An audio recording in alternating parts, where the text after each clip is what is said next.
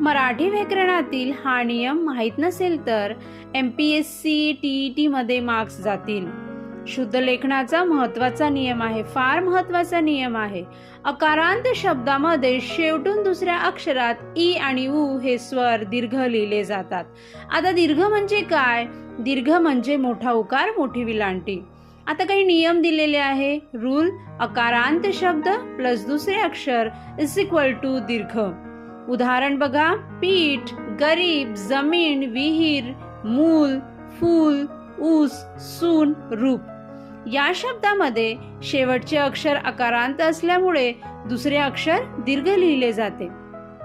हा नियम MPSC, UPSC, TET, तलाठी आणि शिक्षक भरतीमध्ये वारंवार विचारला जातो.